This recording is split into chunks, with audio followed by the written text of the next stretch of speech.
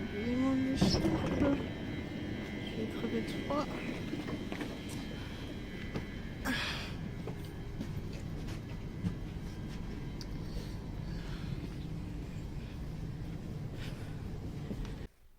Salut tout le monde, bienvenue sur ma chaîne, moi c'est Armelle Soleil et sur ma chaîne je te parle de tout ce que je fais pour rendre ma vie de bientôt cinquantenaire fabuleuse.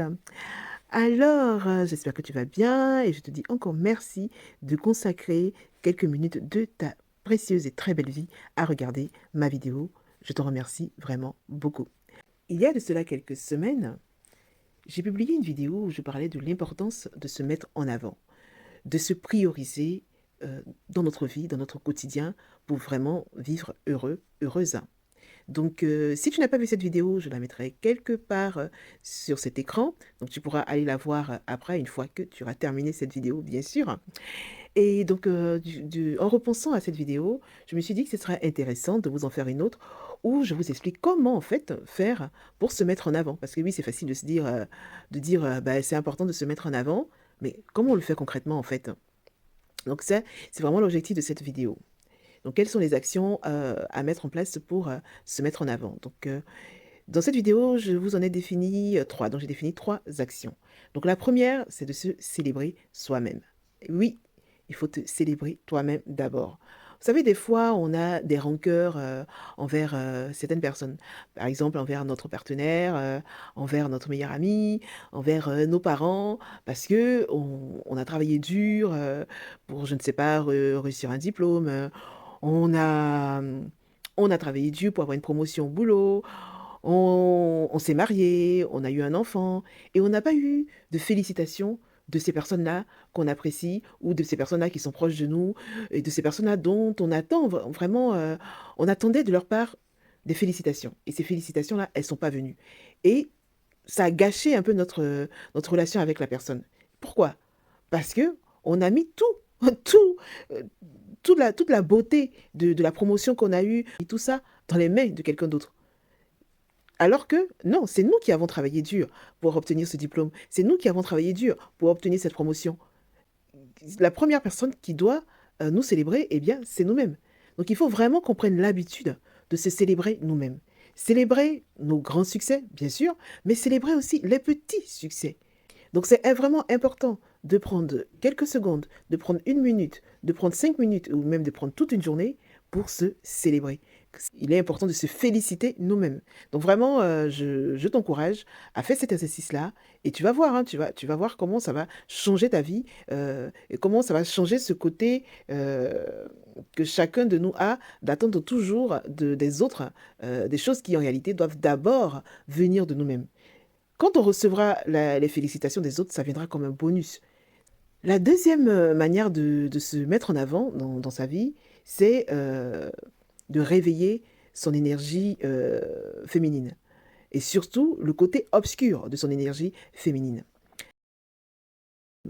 Et quand je dis le côté obscur, parce que la féminité, comme on le sait tous, hein, c'est cette capacité, c'est cette qualité que nous avons d'être plutôt douce, d'être dans, dans l'émotion, d'être dans la vulnérabilité, euh, euh, d'être dans l'empathie.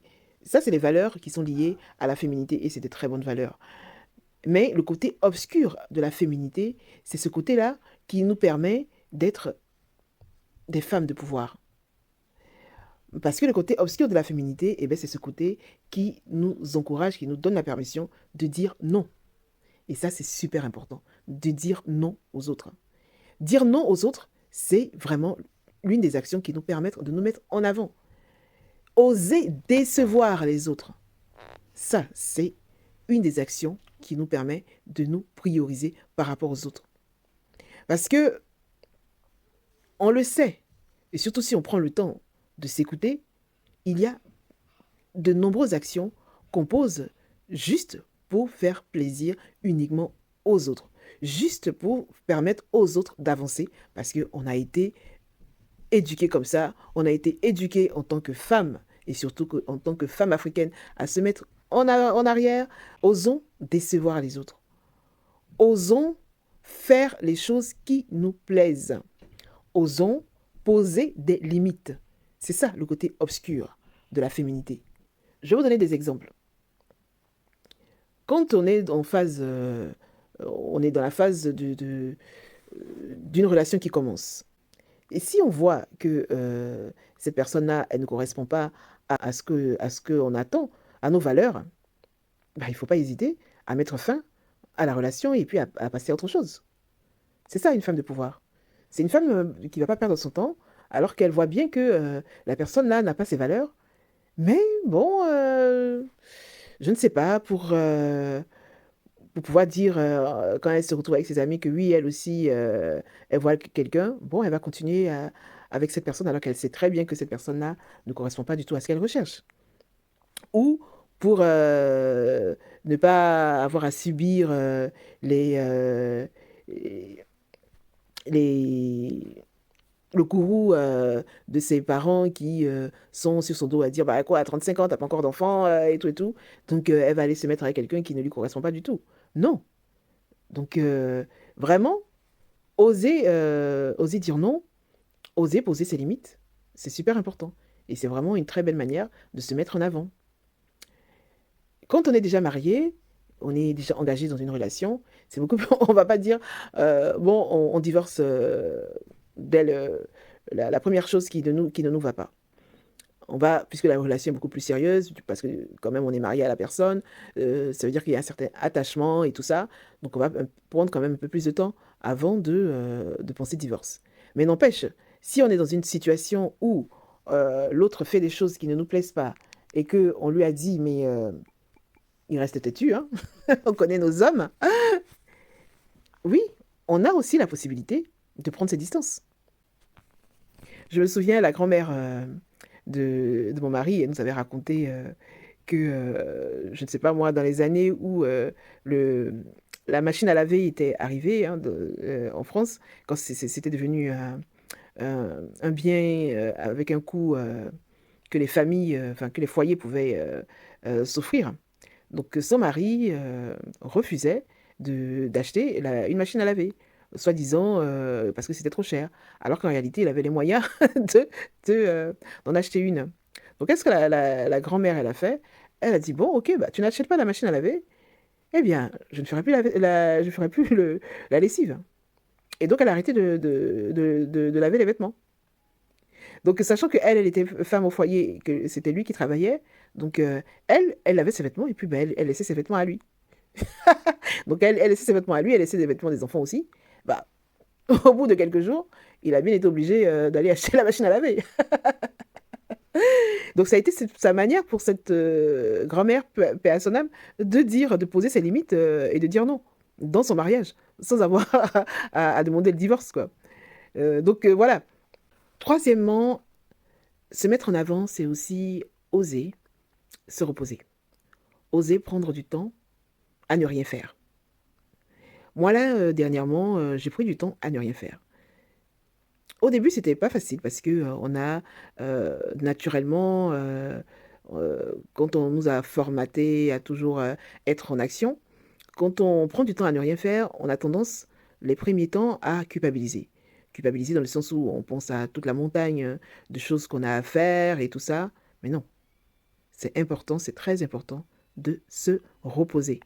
C'est très important de prendre du temps à ne rien faire. De prendre du temps juste pour se détendre. Moi, j'ai pris du temps, j'ai pris quelques jours à faire des choses qui me plaisent. Regarder des films, faire la grasse matinée. Au début, je me disais, oula, j'ai du rangement à faire, j'ai beaucoup de rangement à faire. J'ai mes projets sur lesquels je dois travailler, mais je sentais que j'étais épuisée mentalement et qu'il fallait que je me pose. Et donc je me suis forcée à me poser. Les premières heures, ça n'a pas été évident parce qu'il y a la culpabilité qui venait, mais puis après, je me suis détendue. J'ai regardé des séries, j'ai terminé les séries, j'étais en retard de moyenne saison, j'ai terminé les séries, ça m'a fait beaucoup de bien, j'étais très heureuse. Et puis, je suis sortie, j'ai passé du temps avec des gens que j'apprécie. J'ai je me suis fait plaisir à ne rien faire. C'est très important. Et ça m'a fait du bien. Ça m'a fait du bien. Je suis sortie de ces quelques jours de repos, bien reposée mentalement et bien boostée pour repartir de nouveau. Donc c'est important de prendre du temps pour se reposer. C'est important de prendre du temps pour se reposer parce que en tant que femme, on est tellement au centre de tout. On nous a tellement formaté à tout contrôler que c'est difficile de lâcher le contrôle en fait. Même dans nos familles, le jour où on prend du temps pour se reposer, eh bien, le mari il prendra le relais pour faire les choses. Ou si on n'a pas de mari, les enfants, d'eux-mêmes, ils vont faire les choses. Il faut qu'on arrête de sous-estimer la capacité de ceux qui nous entourent. Et que on lâche du lest.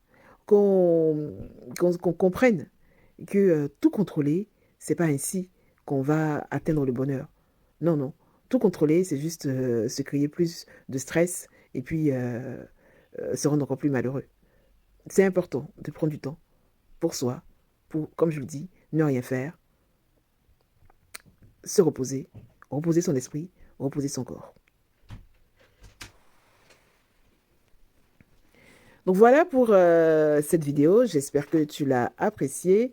N'hésite pas à me dire en commentaire ce que tu fais pour te mettre en avant et qu'est-ce que tu penses de ces conseils que je viens de donner. Partage ton expérience, hein, c'est toujours intéressant pour chacun de nous d'avoir des retours et de pouvoir s'inspirer des uns et des autres.